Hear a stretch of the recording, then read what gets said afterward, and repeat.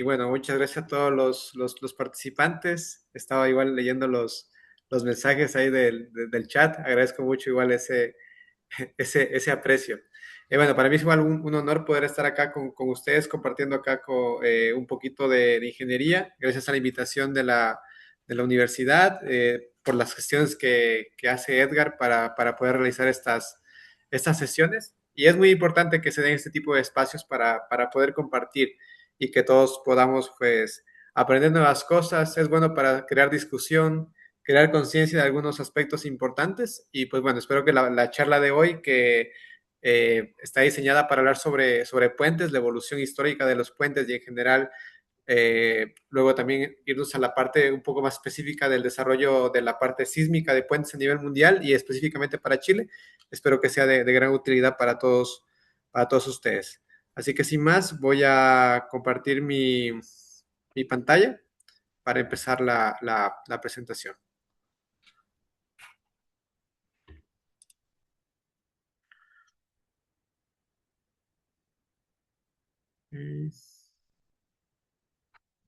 ¿Me confirman, por favor, si se puede ver? Te ves, Henry. Sí. Ya, perfecto. Muchas gracias. Bueno, voy a dar inicio. El título de la presentación que he seleccionado es Evolución de la Ingeniería Sísmica de Puentes. Bueno, los contenidos de esta presentación están divididos en estas secciones. Vamos a tener una pequeña introducción en la cual ya vamos a hablar de una evolución de los puentes en general.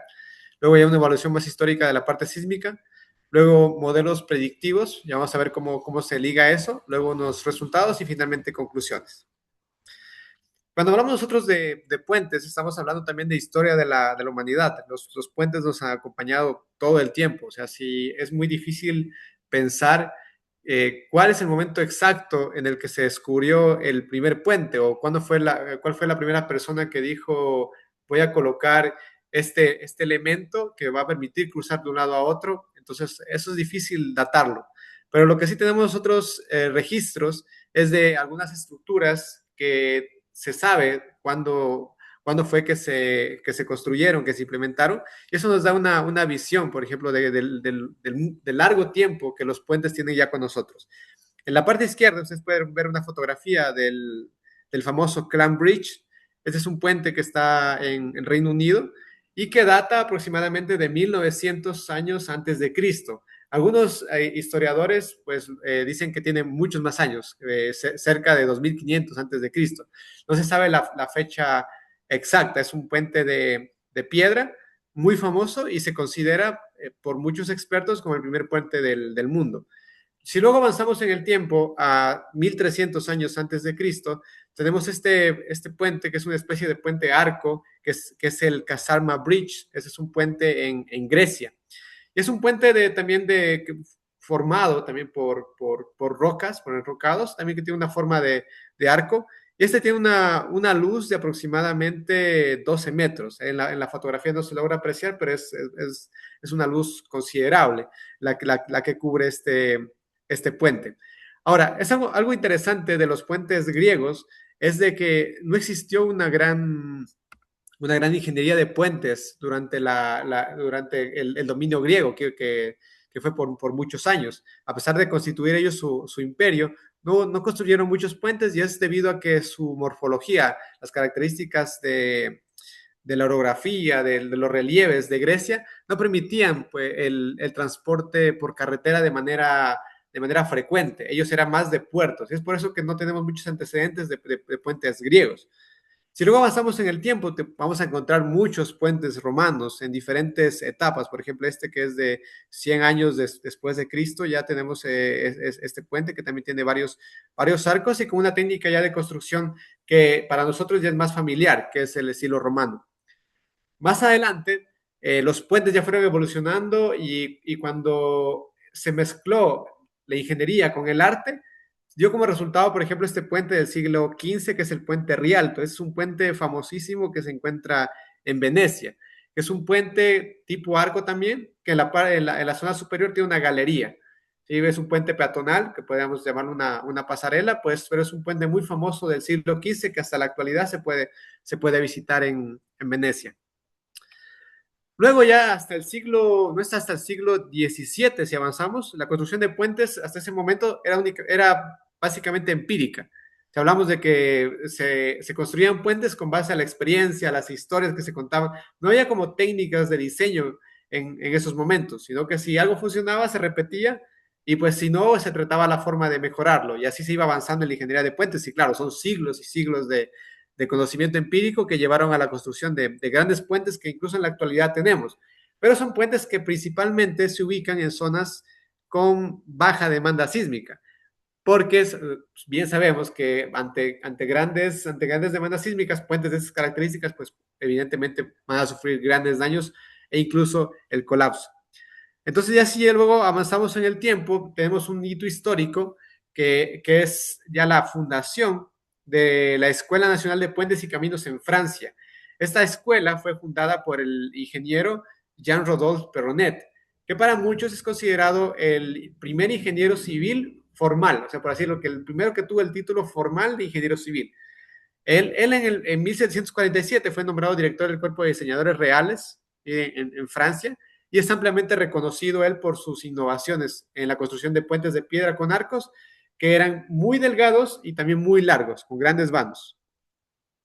Ya luego, si avanzamos en el tiempo, ya estamos en el siglo XIX, ya la construcción de puentes empieza a tener ya un crecimiento industrial.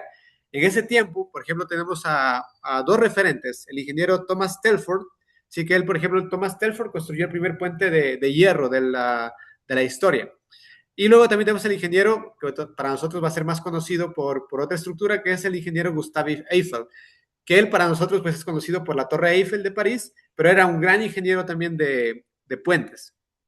Aquí, por ejemplo, en la parte izquierda tenemos el puente Menai en Gales, que es obra de Perronet, y en la parte izquierda tenemos, por ejemplo, el viaducto de Garibit en Francia.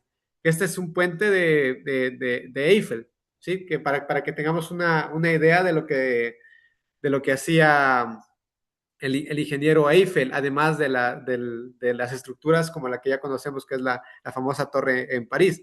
Y si se dan cuenta, pues obviamente, si hacemos analogías, el puente de la derecha pues tiene muchas similitudes con lo que es la torre, que es fiel al estilo del ingeniero Eiffel. Ya luego, otro hito importante en la historia de los puentes es que en principio se diseñaban principalmente los puentes para los ferrocarriles, pero si avanzamos ya en la historia, ya con la masificación de la venta de los vehículos, esto ya en el siglo XIX, ya se empieza a construir puentes no solo para los ferrocarriles, sino también ya para los vehículos. Y esto pues ya marcó un gran hito en lo que fue la ingeniería de puentes en el siglo XX. Aquí a la izquierda, por ejemplo, podemos ver uno de los primeros carteles publicitarios de la compañía de Henry Ford, que para la venta de los vehículos, que luego se masificó y luego derivó en todo lo que nosotros ya conocemos.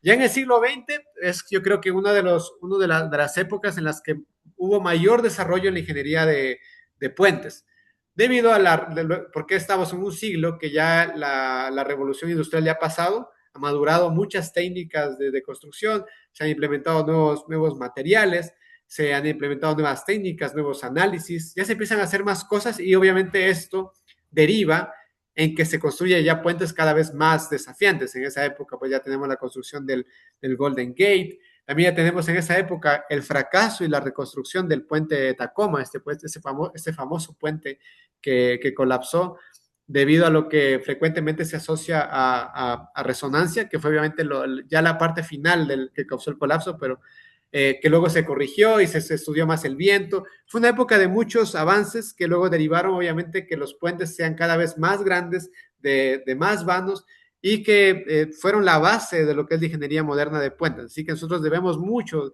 de la evolución que tenemos a nivel de diseño en los avances que se realizaron durante el siglo XX. Ahora, si nosotros nos vamos a la parte sísmica, si bien en el siglo XX se desarrollaron muchas técnicas, no es, por ejemplo, hasta después de los 50, los años 50, ¿sí? De 1950, que ya se empiezan a hacer nuevos cuestionamientos respecto a cómo estamos construyendo los puentes, especialmente en las zonas sísmicas, como en Chile. porque evidentemente si bien las técnicas constructivas y para cargas gravitacionales, cargas de viento, los puentes estaban comportándose bien, la mayoría de los puentes, que son los puentes carreteros, empezaron a presentar problemas, sobre todo en zonas de alta actividad sísmica, como por ejemplo California. Y esto luego también obviamente se sucedió en Chile en diferentes épocas.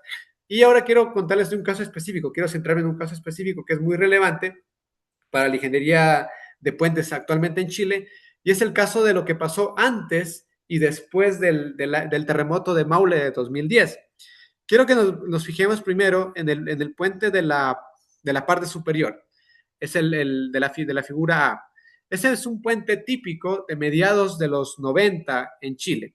Es un puente, estamos viendo un puente carretero, por ejemplo, como el que nosotros podemos encontrar en la Ruta 68 cuando vamos a Viña o Valparaíso.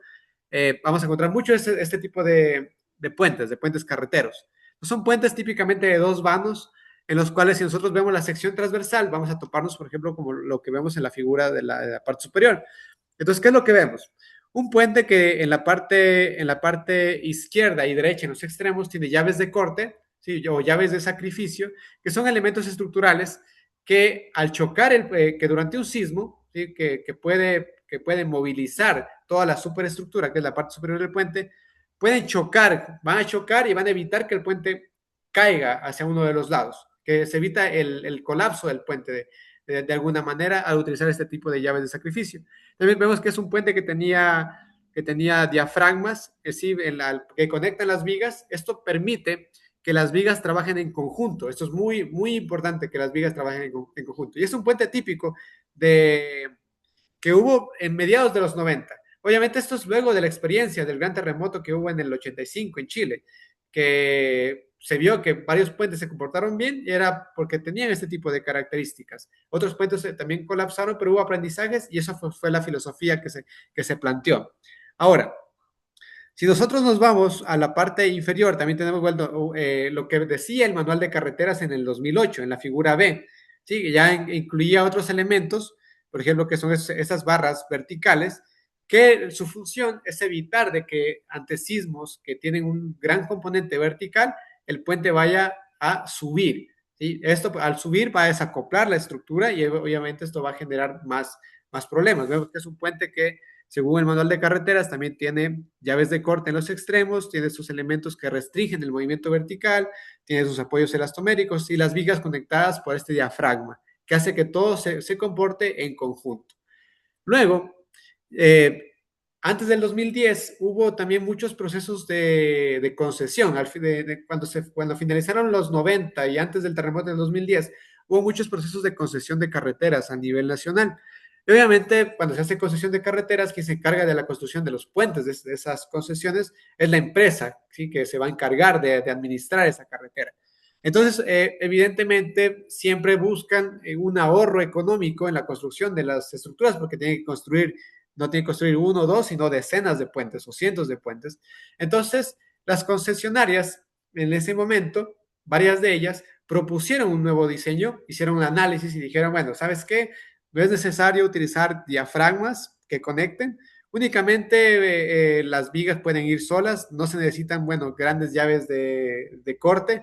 Algunos casos colocaban unas llaves de corte que eran metálicas, unos topes laterales sencillos, pero en muchos casos no había llaves de corte. Sí colocaron las barras sísmicas y la hipótesis era de que los puentes iban a comportar de una buena manera ante cualquier terremoto con este tipo de diseño. Pero, claro, luego se construyeron muchos de estos puentes en diferentes concesiones a nivel nacional en Chile. Y esto obviamente tenemos un mix actualmente, por ejemplo, en el catálogo de puentes de Chile. Tenemos por una parte puentes que son de estas características. De antes de los 2010 tenemos puentes así, puentes como el de la figura A, de la figura B, y también hubo varios puentes como el de la figura C. Ahora, llegó el terremoto del 2010, sabemos que es uno de los terremotos más fuertes de toda la historia, un terremoto de magnitud 8.8, ¿sí? En la escala de magnitud de momento, el 27 de febrero, ¿sí? Con epicentro en una zona centro-sur de Chile. ¿Y qué fue lo que causó? Pues obviamente grandes pérdidas, no solo económicas, sino también humanas alrededor de toda la nación. Hubo daño en muchas estructuras, pero ahora vamos a centrarnos en los puentes. Entonces, ustedes quiero que se cuestionen qué es lo que pasó, obviamente, con estos puentes, que se asumía que se iban a comportar bien. Pues en la mayoría de los casos pasó esto que vemos acá. Un colapso de la superestructura, la superestructura se desplazó, ¿sí? En un gran ángulo, o sea, con grandes desplazamientos, y esto obviamente causó la pérdida de soporte de los tableros y el colapso. Eso ocurrió a nivel nacional. Nosotros, o sea, vimos estructuras que fallaron de esa manera en diferentes puntos a lo largo del país. Y obviamente muchos de estos casos fueron de estos puentes que tenían esta filosofía que, por ejemplo, no se utilizaban diafragmas para conectar las vigas. Eso, por ejemplo, provocó, voy a volver a la imagen de acá, al no tener un diafragma que conecte todas las vigas, por ejemplo, lo que vemos en la figura C, eso causaba un pandeo local en las vigas, debido a que las vigas, en algunos casos, debido a las grandes fuerzas, generaban este pandeo y fallaban a nivel local. También hubo, obviamente, el colapso de la superestructura, hubo grandes desplazamientos, o sea, se perdió, principalmente hubo pérdida de soporte de la superestructura. Ahora, algo interesante es que hubo alrededor de 300 puentes dañados a nivel nacional que sufrieron un daño considerable.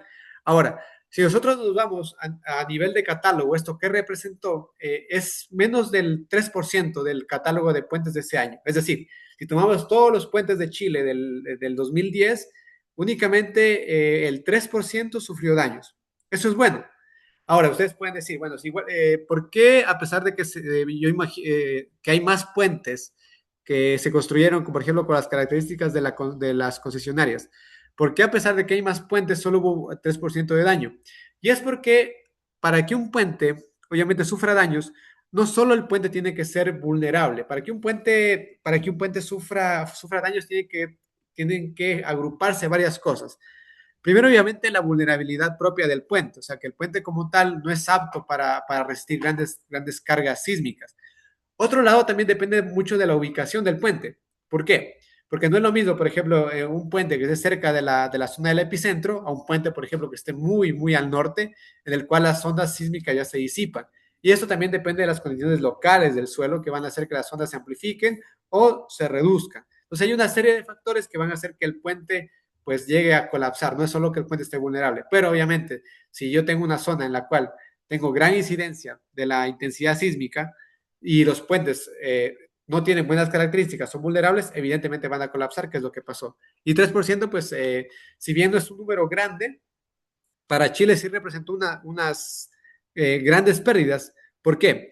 Porque a pesar de que fue únicamente 3% del daño, la reconstrucción o la recuperación, no la reconstrucción como tal completa de todos los puentes, pero sí la recuperación de funcionalidad de las carreteras, porque los puentes estaban en diferentes zonas y las carreteras estuvieron interrumpidas. Este tiempo para recuperar la operación normal de las carreteras tomó cerca de 10 meses.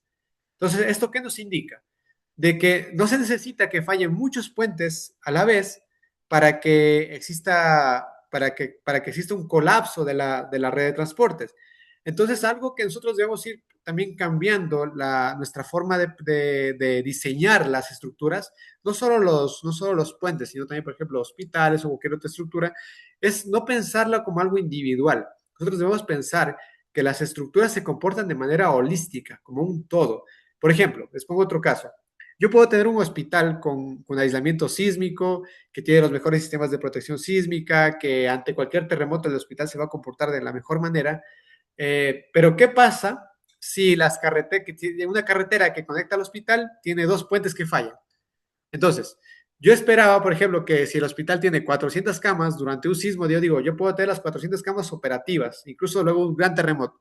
Pero ¿qué pasa si las personas no pueden cruzar hacia ese lugar? Entonces, nosotros debemos también pensar el diseño, y hacia eso va igual la evolución, la tendencia a nivel mundial de la evolución del diseño, es pensar en resiliencia, es decir, que primero pensar de que la estructura está interconectada con otras y luego también que garantizar que esa funcionalidad sea grupal. ¿Sí? Entonces, por eso es muy importante que nosotros evaluemos qué es lo que pasa a nivel grupal de los puentes, no solo de manera individual. Entonces, Luego del terremoto del 27 de febrero se implementaron nuevos criterios para poder evitar esto. Obviamente ya se prohibió lo que se había propuesto por parte de las concesionarias y todo puente nuevo o o que se vaya a reforzar considera diferentes aspectos.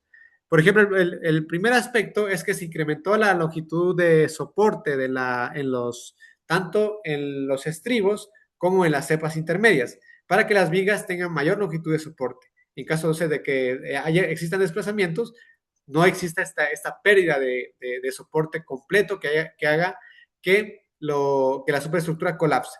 Por otro lado, también se garantizó a través de los requerimientos normativos de que siempre existan diafragmas que conecten las vigas para evitar estos problemas que ya vimos. Además, también se incrementó las fuerzas de diseño de las barras sísmicas. Además, se agregaron también llaves de corte intermedias, ya voy a mostrarles eso también, y también se planteó de que el apoyo elastomérico esté anclado tanto a la viga como a la infraestructura, porque en muchos de los casos el apoyo elastomérico no estaba anclado a ninguno de los lados y esto obviamente también produjo que se generen pérdidas de soporte. Estos son, por ejemplo, estos son, bueno, esquemas de puentes ya en las normas posteriores al terremoto de 2010. Por ejemplo, vemos, según lo que dice el manual de carreteras en 2015, en la figura D, y en la figura E, lo que dice el manual de carreteras ya en el año 2017. Ya vemos en esos casos, por ejemplo, 2017 ya hay vigas intermedias, perdón, hay llaves de corte intermedias, hay el diafragma que conecta las vigas, y ahí existen también los elementos de anclaje, ¿sí? Y las llaves de corte también, que también se incrementaron sus fuerzas de diseño. Entonces, con esta nueva composición, pues garantizamos o incrementamos la probabilidad de que el puente pues no vaya a sufrir un colapso ante grandes intensidades sísmicas, porque puentes que tenían características similares se comportaron bien y los daños pues fueron menores. Y a nosotros pues nos conviene esto porque al final lo que queremos es garantizar la funcionalidad del puente. No queremos que el puente ante ante cualquier movimiento sísmico vaya a sufrir daños que colapsen la red, por lo que hablamos. Y esta evolución que ha habido, por ejemplo, en Chile, es algo que también se ha repetido en diferentes partes del mundo. O sea, nosotros en ingeniería, en especial en ingeniería de puentes, se aprende mucho de varias cosas. Primero de grandes terremotos, luego también se aprende mucho de experimentación, tanto numérica como también de laboratorio. Es por eso, pues, que la importancia de las universidades y de la investigación en las universidades para poder desarrollar este tipo de cosas que al final garantizan la resiliencia no solo de la estructura individual, sino también del sistema completo, que en este caso es el sistema de carreteras. Y, por ejemplo, otros grandes terremotos que han causado también cambios normativos, que incremento, por ejemplo, de cuantía de refuerzo, y planteamiento de nuevos sistemas de protección, detallamientos diferentes, son, por ejemplo, terremotos que hubieron en el terremoto de Northridge, el terremoto de Tohoku en 2011 en Japón, el terremoto de Taiwán en 2022, son otros ejemplos. Entonces, nosotros siempre aprendemos de grandes terremotos, pero también aprendemos de la parte experimental, como les menciono. Y esto es una tendencia a nivel mundial y siempre se aprende de manera recíproca. Por ejemplo, hay mucha gente que llega de otros países a aprender de la experiencia chilena. Igual, ingenieros chilenos van y aprenden también de experiencias de otros países. Y esto pues al final sirve para poder ir mejorando la parte normativa. Ahora, como les decía, que lo importante de evaluar que los puentes pues no vayan a sufrir este tipo de colapsos, porque obviamente va a haber muchos daños. Ahora la pregunta es, ya existen puentes así en Chile, tenemos puentes de diferentes características, diferentes tipologías. ¿Cómo sé que los puentes que fueron construidos previo al 2010 van a comportarse bien ante un puente posterior, ante un sismo posterior? Esa es una gran pregunta. Saber qué va a pasar con los puentes cuando llegue el próximo gran terremoto que se está esperando en diferentes zonas de Chile. Y ahí pues una forma de evaluar qué puentes necesitan un reforzamiento debido a que sus características de diseño pues no son las más adecuadas. Existen diferentes técnicas y ustedes pueden decir, pero a ver, lo fácil sería pues todos los puentes que tienen esas características del previo 2010, pues les aplico las nuevas normas. Obviamente eso sería lo ideal, pero lamentablemente existe una restricción y es la parte económica. Es muy restrictivo a nivel económico reforzar todos los puentes para que no colapse. Entonces yo les había mencionado que no solo depende de la vulnerabilidad del puente, sino también de dónde está ubicado, de las características del suelo, depende de varios factores cómo se va a comportar el puente. Entonces, lo ideal es evaluar y priorizar qué puentes yo debo reforzar para evitar el daño generalizado. Entonces yo tengo que plantear una estrategia para ver, por ejemplo, decir este puente sí, este puente no. Entonces se llama un proceso de priorización de reforzamiento sísmico. Y obviamente es algo que se tiene que hacer y se hace a nivel mundial porque no existe ningún país en el mundo que pueda afrontar el reforzamiento de todos sus puentes. Y eso es un problema mundial. Por ejemplo, en Estados Unidos se estima que el 48% de los puentes necesitan reforzamiento. O sea, imagínense ese número, 48%. O sea, cerca de, o sea, vamos hablando de que uno de cada dos puentes que existen en el sistema de transporte de Estados Unidos debe ser reforzado. ¿Sí? Entonces esto nos da una idea de lo que implica, o sea, el gran gasto que implica reforzar los puentes y por qué es importante priorizar. A dónde tengo que destinar los recursos? Porque no, obviamente no tenemos recursos ilimitados para reforzamiento. Y para eso lo que hacemos es, por ejemplo, dentro de las estrategias es evaluar cuán vulnerable es el puente o cuál es el riesgo que existe detrás de ese puente. Y una herramienta que usamos mucho para poder evaluar esa vulnerabilidad son las denominadas curvas de fragilidad. O sea, ustedes de seguro alguna vez escucharon este término, si no, ahora lo vamos a explicar.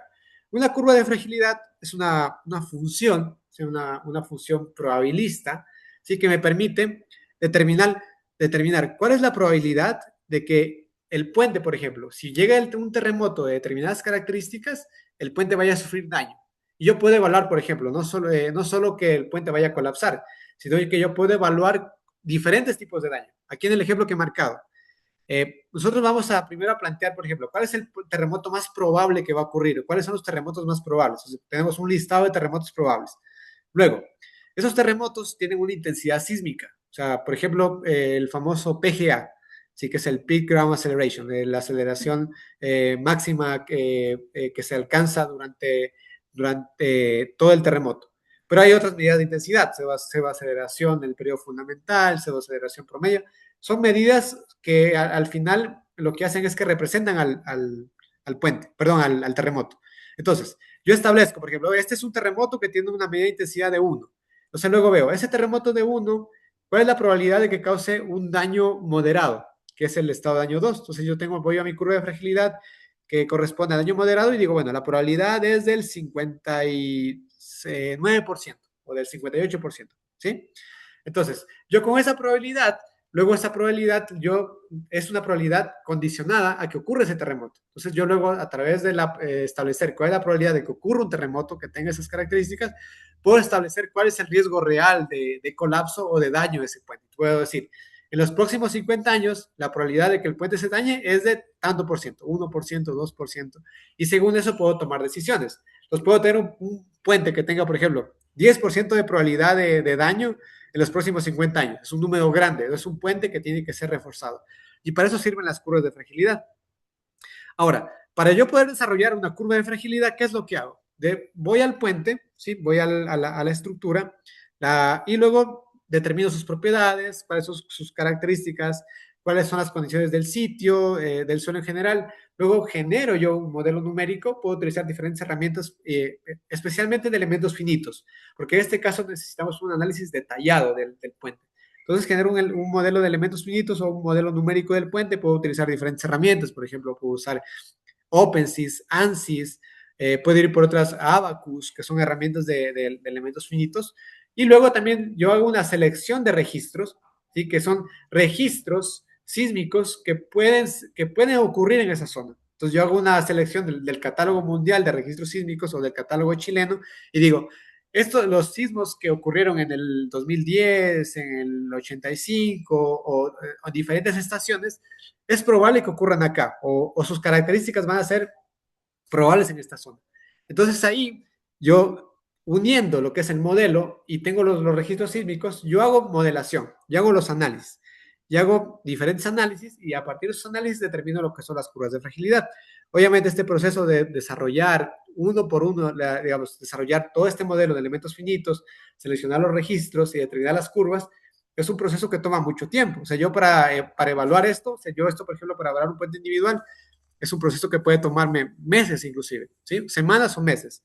Es como evaluar una estructura convencional, un edificio, determinar su vulnerabilidad. Es un proceso que va a tomar varias semanas o meses. Lo mismo pasa con el puente. Ahora, en una red vial, yo tengo que hacerlo para cientos de puentes, ¿sí? Entonces yo no puedo hacer curvas específicas para cada puente, porque en una red vial yo tengo diferentes puentes y tengo, o sea, no tengo 10, 20, tengo cientos de puentes. Entonces yo no puedo, por ejemplo, determinar curvas de fragilidad para cada puente en específico. ¿Por qué? Porque si hago eso, pues va a tomar mucho tiempo, muchos recursos computacional, mucho recurso económico, mucho personal, y al final, pues obviamente eso no es viable por ningún lado. Entonces, ¿cuál es la solución? Lo que se hace en estos casos es que se utilizan otro tipo de curvas que lo que hacen es que agrupan los puentes, ¿sí? Según sus características. O sea, por ejemplo, yo tengo un grupo uno, un grupo 2, una clase 1, una clase 2. La clase uno puede ser que son puentes, ¿sí? Por ejemplo, de hormigón, que de dos vanos, por ejemplo, puedo decir, o de múltiples vanos, ¿sí? Que tienen ciertas, veo similitudes. Y digo, por ejemplo, estos puentes se van a comportar igual. Y por otro lado tengo puentes arco, y digo, esos puentes se van a comportar igual. Y luego lo que hago es que determino curvas para cada uno de los grupos. Entonces, estas curvas representan a todo el grupo. Entonces, uso una misma curva para todo el grupo. ¿Sí? Estas curvas se llaman curvas genéricas. Ahora, ¿cuál es el problema? De que si yo comparo en un caso específico cuál es la probabilidad de daño que se calcula con la curva genérica versus cuál es la probabilidad de daño que se calcula con la curva específica, va a haber una gran diferencia. ¿Sí? Entonces, esto es un problema, porque obviamente podemos nosotros subestimar, ¿sí? O sobreestimar la probabilidad de daño. Hay varios estudios que han estudiado esto. Por ejemplo, hay un estudio que se realizó en Europa que habla de que se puede subestimar hasta 35% o sobreestimar hasta un 50% la fragilidad en los puentes. Entonces aquí nace una pregunta y es cómo nosotros podemos mejorar esa evaluación, ¿sí? De fragilidad. Y nosotros en la Universidad Católica hicimos una investigación para ver cómo podemos mejorar esa fragilidad para hacer cálculos en grupo, ¿sí? Pero que se parezca más a lo específico, pero obviamente sin caer en los costos computacionales de lo específico. Entonces, para ello planteamos diferentes pasos. En primer lugar, lo que hicimos fue que desarrollamos un marco normativo, bueno, no un marco normativo, un marco para caracterizar, un marco de modelación, esa es la palabra, un marco de modelación para poder modelar adecuadamente una clase de puentes. Esto era para hacer un caso de estudio.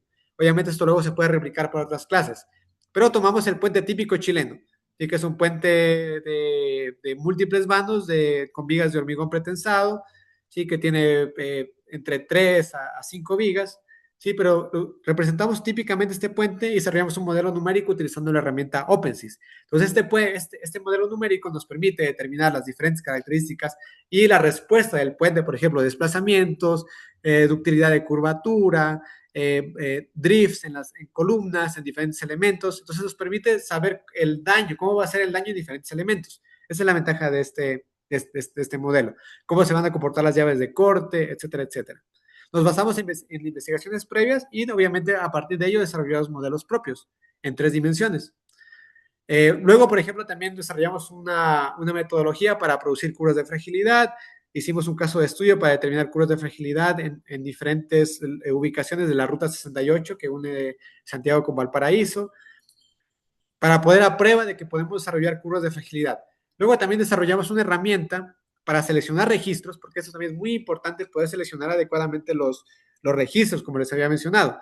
Porque yo para poder caracterizar bien un puente, el riesgo de un puente, debo saber también cuál es la amenaza, es decir, cuáles son los terremotos que pueden ocurrir donde está ubicado el puente. Y esto se vuelve un reto cuando yo tengo varios puentes, porque yo, digamos, si yo quiero hacer un análisis para varios puentes, ¿cuáles son los registros que selecciono?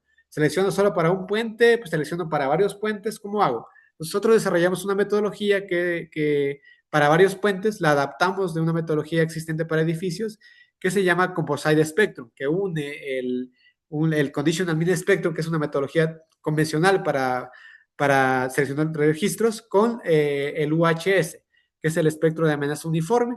Entonces, a partir de esto, seleccionamos nosotros también grupos de registros que sirven para grupos de puentes. Una metodología que funciona bastante bien. Y luego lo que hicimos fue que evaluamos, ¿sí? Cómo se van a comportar diferentes puentes para poder entrenar modelos, ¿sí? Que se llaman closed form solutions, soluciones de forma cerrada. Ahora les explico qué consiste. En primer lugar, vemos en el paso 1, lo que hacemos es que seleccionamos un grupo de puentes en el cual yo quiero trabajar. En este caso ya vimos cuáles puentes. Luego determinamos cuáles son los principales parámetros de demanda, es decir, cómo yo puedo caracterizar el daño de este puente. Por ejemplo, acá puede ser deformación del apoyo elastomérico, ductilidad de la curvatura, ductilidad de curvatura en las columnas, drift de la columna. Y luego con esto lo que hacemos es que generamos catálogos virtuales de puentes. Yo tomo las características de las estadísticas de los puentes en Chile y a partir de ello yo genero puentes virtuales que lo que tienen es, por ejemplo, diferentes vanos, diferentes alturas de columna, diferente número de vigas, y a partir de ello, y a partir de esa caracterización de parámetros, si yo saco mi catálogo, este catálogo virtual, que si yo lo veo en promedio, tiene las mismas estadísticas que el catálogo chileno. ¿Para qué hago esto? Porque no es práctico yo tomar puente por puente, ¿sí? Del catálogo chileno y a partir de ello yo modelarlos. Para eso es más sencillo yo generar puentes ficticios, pero que en grupo representen las mismas características estadísticas de los puentes chilenos. Luego, obviamente, se seleccionan los registros y posteriormente entrenamos modelos de solución cerrada. ¿Qué son estos modelos? Son polinomios en los cuales yo, por ejemplo, multiplico factores del polinomio por una característica del puente. Acá seleccionamos características específicas del puente, que era la longitud del vano, altura de la columna, ángulo de desviaje y ancho de la superestructura. Nosotros definimos a través de un análisis de sensibilidad que esos eran los parámetros que más influían en el desempeño de los puentes chilenos, al menos del puente típico chileno. Entonces, con eso entrenamos esos polinomios, que al final son como ecuaciones, en las cuales yo reemplazo solo esos valores y puedo obtener directamente una medida del desempeño del puente. Eso fue al final lo que hacen estos closed form solutions.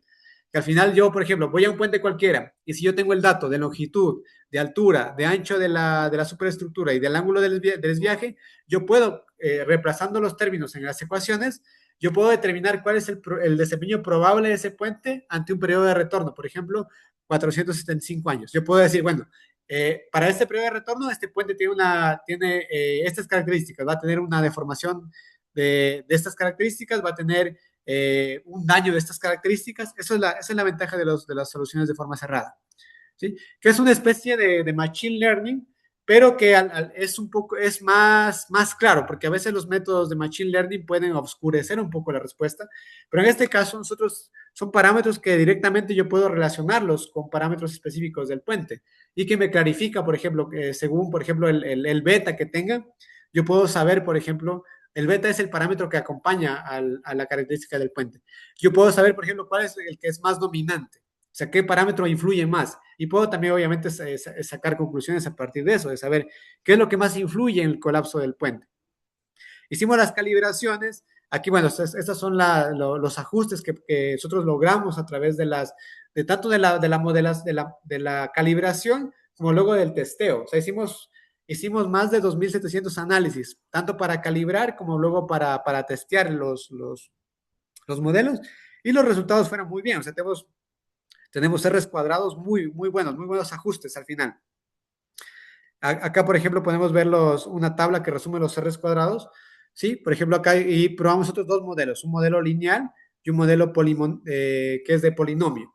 Sí, el modelo de polinomio vemos, por ejemplo, que tenemos para utilidad de curvatura un R cuadrado de cerca del 93%, para la deformación del apoyo elastomérico cerca del 90%, y ahora también no solo determinamos valores medios, sino que otra característica que también determinamos es también cuál es la dispersión que existe en los resultados.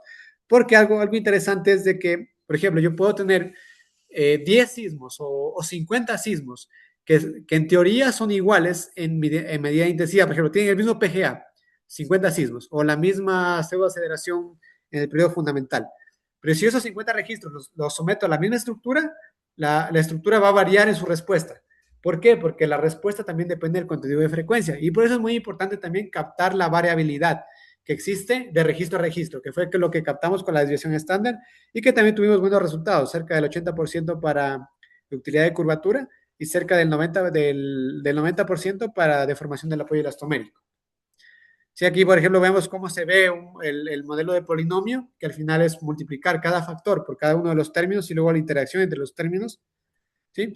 Y luego pues, nosotros podemos interpretar a partir de estos valores, por ejemplo, que para altura de columna tiene mayor influencia la utilidad de curvatura. Sabemos, por ejemplo, que el modelo al final nos dice algo que nosotros a partir de la práctica sabemos, que obviamente que la altura de columna tiene mayor influencia, ¿sí? Lo que es el drift y también la utilidad de curvatura, que eso es algo, por ejemplo, que nosotros no le dijimos al modelo, pero que el modelo ya lo puede determinar. Luego, por ejemplo, que el ángulo de desviaje tiene una alta incertidumbre, ¿sí? En la deformación de los apoyos, que también es algo que se sabe. La longitud del vano, que tiene una reacción no lineal con la deformación de los apoyos elastoméricos. Al aumentar el vano, inicialmente se incrementan las deformaciones debido al mayor peso del tablero y las fuerzas inerciales asociadas. Sin embargo, este efecto se atenúa en vanos largos. Es decir, que yo al tener mayores vanos, al final lo que logro es atenuar este efecto negativo de la longitud del vano. Y una conclusión clave es que los modelos cerrados ofrecen una interpretación física. Yo puedo, por ejemplo, a partir de ver los factores, puedo interpretar físicamente qué es lo que está pasando con la estructura. Como conclusiones de este estudio, podemos decir primero que propusimos un marco de análisis con potencial para optimizar la evaluación de portafolios, es decir, para evaluar muchos puentes. ¿Sí? Luego que se demostró la capacidad de generar modelos predictivos con alto poder de correlación. Y que esto, por ejemplo, no es solo aplicable para puentes, también se puede aplicar para grupos de edificios. O sea, siempre que queramos analizar grupos de estructuras, esta metodología es muy útil. Y esto nos sirve sobre todo para poder hacer grandes análisis de riesgo a nivel de portafolio. Y luego que la fiabilidad de los resultados se respalda en una metodología robusta y transparente. Como vimos, al final nosotros, sin decirle al modelo, por ejemplo, cuáles son los parámetros que más influencia tienen en diferentes características del puente y cómo eso se asocia con el daño, el modelo lo interpretó. Entonces es una ventaja de poder utilizar estos modelos de forma cerrada o closed form solution como se conoce. Antes de finalizar, quiero mostrarles algo que era lo de esta gráfica de aquí. Quiero mostrarles, por ejemplo, que eso es muy importante. Este mismo puente, ¿sí? un puente que tiene características ya fijadas, si yo le ingreso 60 registros que son iguales en intensidad, es decir, que nosotros en teoría son sismos iguales. Por ejemplo, para la normativa serían sismos iguales, ¿sí? Pero si yo someto este puente a los 60 registros, tengo esta variabilidad, por ejemplo, de utilidad de curvatura y esta variabilidad en la deformación del apoyo elastomérico, que sabemos que hay mucha dispersión en los resultados. Entonces, ¿qué quiere decir esto? De que la respuesta del puente, ¿sí? No se puede caracterizar únicamente con una sola medida de intensidad. O sea, que el contenido de frecuencia que tiene el sismo puede afectar mucho la respuesta. Podemos tener pues respuestas, por ejemplo, que el puente se comporte muy bien ante un sismo muy grande o se comporte muy mal. Entonces, esa incertidumbre nos dice obviamente que la importancia de que un terremoto, pues según su cantidad de frecuencia, puede afectar de manera muy, muy diferente a un puente. Entonces, ahí que debemos nosotros tener en claro de que una sola medida de intensidad no caracteriza bien un terremoto. Entonces, por eso también es importante que por ejemplo, que la normativa probablemente vaya a evolucionar o, por ejemplo, ya está evolucionando hacia lo que es el diseño basado en desempeño, que ya considera ese tipo de cosas. Pero para otras metodologías de diseño sería interesante considerar no solo una sola medida de intensidad, sino también considerar esta incertidumbre que puede producirse por la variación de registro a registro. Bueno, y con eso termino y les doy muchas gracias a todos por su atención. Muchas gracias, Henry. Muy buena presentación, excelente y muy interesante. Bien, Henry, tenemos algunos minutitos, sé que es corto el tiempo, pero para un par de preguntas Sí, de sí, la sí, sí, audiencia. tenemos unos 10 minutitos para preguntas. Por favor, chicos, los que tengan, aprovechen para hacer su pregunta. Una preguntita, cada uno, cortita. Dale, Joaquín, dale nomás. Ya que dijo corta, focalizándonos en el tema de la llave de sacrificio, bueno, antes que nada, muchas gracias por la presentación, muy interesante la verdad. Ahora sí, el tema de la llave de sacrificio, ese diseño que se hace, como la distancia que tiene que haber, no sé, entre la viga y ese espacio pequeño, ¿cómo se calcula aproximadamente? ¿Cómo se dimensiona ese distanciamiento? Porque obviamente, claro, tengo que hacer como para que el puente pueda bailar, si se puede decir, pero tampoco tan amplio para que produzca una deformación grande, digamos. Exacto. Eso, eso, ¿Cómo, eso se cómo se llama, hace? ese Joaquín se llama gap. gap de la llave de corte, ¿sí? Y ese gap va a depender de la altura del apoyo elastomérico. Entonces se diseña en función de la altura del apoyo elastomérico, obviamente para que tú tengas una deformación al punto de que, por ejemplo, que al llegar a la deformación máxima del apoyo elastomérico, recién ahí toque la llave de corte. Porque otra cosa, que si choca antes, otro problema es de que empieza a transmitir mucho corte a la infraestructura. Claro, Y eso es dañino. Porque, por ejemplo, si tú tuvieras un gap muy chiquito, enseguida la llave de corte, perdón, la viga va a tapar la llave de corte. Y entonces esa fuerza lateral va a transmitirse directo a la infraestructura y va a causar que se dañe la columna. Y eso ha pasado, por ejemplo, pasó en el terremoto de Tohoku en 2011 en Japón, y en Kunamoto también en el año 2018 pasó ese tipo de cosas, porque empezó a transmitir mucha carga lateral y se dañaron abajo la infraestructura. Y es mucho más caro reparar columnas abajo que, por ejemplo, movilizar nuevamente un tablero en la parte superior. Entonces, eso es importante. Pero, respondiendo a tu pregunta, es por la altura del apoyo elastomérico, tú defines el gap. Eso está en el manual de carreteras. buenísimo. Gracias. Ya, de nada, Muy Joaquín. bien. Dale, Juan. Hola, gente, ¿qué tal? Bueno, muchas Hola, gracias por la Gerardo. presentación, fue bastante interesante y mi pregunta es un poco más acotada en cuanto a los modelos predictivos. Mostrabas los R cuadrados del modelo lineal y del modelo polinómico. Me interesaría saber muy brevemente cómo determinaron, en función a los R cuadrados y a qué otros parámetros, que el modelo se adecuaba a lo que ustedes necesitaban eh, ver. Ya, esa es una muy buena pregunta, Juan. No, bueno, aquí les mostré solo el R cuadrado, pero luego hicimos otro tipo de validaciones. Por ejemplo, una validación que es interesante hacerla es una que se llama bootstrapping, en la cual tú, por ejemplo, vas reemplazando, por ejemplo, va reemplazando el número de muestras que tú utilizas para calibrar tu modelo, va reduciéndolo y ver a qué punto, por ejemplo, tu modelo está calibrando ruido o está calibrando efectivamente lo que tú necesitas. Y por eso también algo interesante respecto a eso es que tú no puedes, por ejemplo, en estos casos llegar a un R cuadrado de 99%, por ejemplo. ¿Por qué? Porque ahí estarías calibrando ruido, porque al haber mucha incertidumbre en la respuesta sísmica de los puentes, un R de 90%, por ejemplo, o 91% ya es bueno. Ya más de eso, estarías calibrando netamente ruido. Ya pasaron otros modelos, por ejemplo, de Machine Learning, pero para lo que queremos hubo otro tipo de validaciones. Te invito, por ejemplo, a que en mi ResearchGate, que puedes buscarlo, Henry Rojas ResearchGate, vas a encontrar el paper completo que es de libre acceso y vas a encontrar toda la validación que hicimos ahí, que fue muy interesante porque eso también nos pidió uno de los revisores más fuertes que tuvimos ahí, nos pidió un montón de validaciones que yo no conocía, por ejemplo, adicionales, pero que al hacerlas me pareció muy interesante y que se puede aplicar un montón de cosas más. Muchas gracias, Henry. Lo voy a buscar el Exacto. paper porque suena interesante. Dale, Gabriel. Nada, Hola, buenas. Muchas gracias por la presentación, estaba súper buena. Sí, mi pregunta súper rápida. Eh, por ejemplo, ustedes habían dicho que cuando hicieron había un estudio que habían dicho que era el 3% como los puentes que se habían dañado debido al sismo del 2010, eran por cierto tipo de cosas. ajá. ¿Qué pasa por ejemplo, con los puentes que estaban como mal diseñados, no entraban dentro de esa clasificación? Porque, por ejemplo, hubo un caso súper conocido que fue, no sé si fue el Chacao, que fue como mal construido, no me acuerdo qué puente fue, pero ¿qué pasa con ese porcentaje de, por ejemplo, de puentes que fueron como mal diseñados o mal? Ya, o Porque sea, sí, dentro del, aplicamos este método, pero para puentes que no fueron como bien diseñados o bien construidos o tuvieron alguna ya, falla, no sé, pues desde la geotecnia, desde el proceso constructivo de algo. ¿Qué pasa con eso?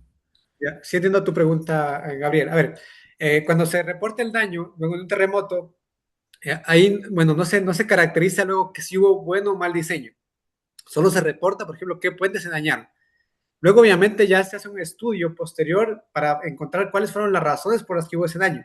Entonces, obviamente, ahí ya se determina, o estos puentes fueron porque estuvieron mal diseñados, y estos puentes, bueno, estaban bien diseñados, pero la normativa no era la adecuada, o sea, los requerimientos normativos no eran los adecuados y hay que mejorarlos. Obviamente, por ejemplo, si tú tuvieras 3% de puentes dañados y te das cuenta que todos fueron mal diseñados, ahí dirías, bueno, no es culpa de la norma, sino que es culpa, por ejemplo, del mal diseño. Entonces la norma funcionó bien porque los puentes que se comportaron bien, pues son según la norma. Y eso pasaba, por ejemplo, no en puentes, pero sí en edificios. en muchos terremotos, por ejemplo en América Latina, hay muchísimos colapsos y siempre llega gente de diferentes partes del mundo, de Estados Unidos, de Japón, de Inglaterra, viajan para ver qué fue lo que pasó. Y lo que siempre dicen es, pues, bueno, los colapsos en un 90% es por estructuras mal diseñadas. Entonces no hay mucho que aprender ahí. Entonces, cuando se aprende es porque cuando yo tengo una norma que yo pensé que estaba bien, luego, por ejemplo, determino que realmente en el terremoto no se comportó bien. Entonces ahí planteo mejoras y va evolucionando la norma. Entonces, ese es el proceso que se sigue, Gabriel. Muchas gracias. ¿Podría hacer una Bien. última pregunta? Así, chiquitita, rápida. Sí, dale. Eh, ¿Qué pasa, por ejemplo, también se puede en algún futuro también incluir acá en este estudio el tema de, por ejemplo, la clasificación sísmica del suelo? Porque eso también Sí, como que me... sí, de hecho, cuando tú haces la selección de registros, cuando haces una evaluación de riesgo, consideras el suelo, porque obviamente depende cómo se propaga el terremoto a través del suelo, va a ser la respuesta del puente. Entonces, es muy, muy importante el suelo en ese tipo de estudios. Sí, hay que considerarlo siempre. Gracias. Bien. De nada, Gracias, Gabriel. Gabriel. Yo, rápido, Henry, voy a colgar de la pregunta de Gabriel para que tú le des a los chicos así como una especie de cierre. Según tú, ¿cuál fue el parámetro más importante que cambió después del terremoto del 2010? ¿De qué se dieron cuenta los ingenieros y qué dijeron, aquí tenemos que cambiar y lo implementaron y se está haciendo y ya es norma, es ley para todo, para la construcción de puentes actual acá en Chile? Ya, bueno, es muy buena pregunta, Edgar. Muchas gracias. Yo creo que lo más importante es la importancia de las llaves de corte. Yo creo que Ya, eso fue creo que lo más revelador. Porque, por ejemplo, si bien las barras sísmicas cumplen un gran papel en la manera que las diseñamos actualmente, nosotros hicimos un estudio también con Esteban respecto a eso. Y siguiendo los parámetros de diseño de la norma, las barras sísmicas no tienen mucha incidencia. Obviamente, para que cumplan lo que se busca con la norma, habría que colocar elementos, por ejemplo, pretensados en las barras. ya. Entonces, por ejemplo, al final la diferencia que puede haber en el daño debido a las barras sísmicas netamente, pues no es muy grande, pero la gran diferencia es que están las llaves de corte, tanto en las externas como en las interiores. Y otro parámetro importante es la importancia, que ya se sabía, pero luego por alguna razón se omitió en muchos diseños, es los diafragmas. O sea, que se comporte como bloque el conjunto de vigas y no de manera aislada. Yo creo que hasta era intuitivo antes, no sé por qué se evitó. Yo creo que esos dos grandes cambios creo que lo más importante. Y luego también está el incremento de la mesa de apoyo, pero yo creo que con las llaves de corte bien colocadas y los diafragmas se hubieran evitado, yo creo que más del 50% de los daños. Es muy interesante eso, Henry. De hecho cuando presentabas algo me llamaba mucho la atención y es bueno después como filosofarlo, pero en general, cuando tú diseñas una estructura, ya no hablando de puentes, sino en general, uno diseña para una probabilidad de colapso muy baja, ¿sí? Que de hecho Sí, creo que es casi menor que el 1%. De hecho, a veces uno lo analiza y es menor. Y date cuenta que fallaron 3%. Es como sí. para dejarlo, es Claro, sí, algo sí, sí, interesante, ¿no? es una medida muy interesante, de hecho. Es una buen análisis. Fallaron Sí. el 3% y uno diseña para menos del 1%. Exacto. Entonces, claro, uno dice, ahí igual pasó con los edificios, ¿ah? Con los edificios en el 2010 que se habla de que menos del 2%. Me dice, bueno, ni siquiera, los fallos realmente, los colapsos fueron dos, pero dos de 2000 y tantos edificios, pero digamos, si lo tomamos como daño severo, aproximadamente el 2%, pero se diseña para menos de eso. Entonces, Claro, hay claro. que sentarse a conversar acerca de cómo va el desempeño sísmico, cómo se prueba el desempeño sísmico realmente después de un terremoto, que es la prueba real, ¿ah? No hay otra. Exacto, es la prueba real. O sea, si antes Sí. no, es jugar a los dados, pero ya cuando el terremoto se sabe realmente qué se está haciendo bien y qué mal, porque al final eso ya influye en la resiliencia del país como tal. Y las pérdidas en Chile fueron tremendas. O sea, las pérdidas Creo que económicas fue tremendas. 12% del Producto Interno Bruto, si no me Sí, sí, equivoco. sí, Fue algo así, tremendo. ¿Ah? algo tremendo. Sí, Sí, entonces vale la pena así que hacer esas analogías. ya. Sí. Oye, Henry, mira, sé que estás ajustado con el tiempo. Te agradezco muchísimo que te hayas hecho el espacio para nosotros. En nombre de los chicos, en nombre de los profesores del departamento, te agradecemos y bueno, nada, te liberamos porque sé que estás ajustado de tiempo Sí, sí, y bueno, muchas nada. gracias Edgar, a ti y a todos los participantes. Pido disculpas porque tengo tengo una reunión importante ahora, o sea, que me pusieron de último momento, entonces no puedo quedar más tiempo, pero me comprometo a que si hay otra oportunidad, volver a presentar otro de los temas que hemos investigado en la universidad. Bien. Muchas gracias, Henry. Mucho éxito en tu reunión. Gracias a todos Cuídate ustedes. mucho. Que tengan un buen día. Hasta luego. Chao, Chao. chao. Bien, chicos. Les agradezco a todos los participantes. Hoy cerramos la segunda tanda. O sea, ya estamos en la sección 8, o sea que tenemos otras 4 presentaciones por hacer resumen y seguimos. ¿Ok? Gracias por participar y nos vemos en la próxima semana. Bien, Muchas cuídense mucho. gracias. Chao, chao. Chao, chao.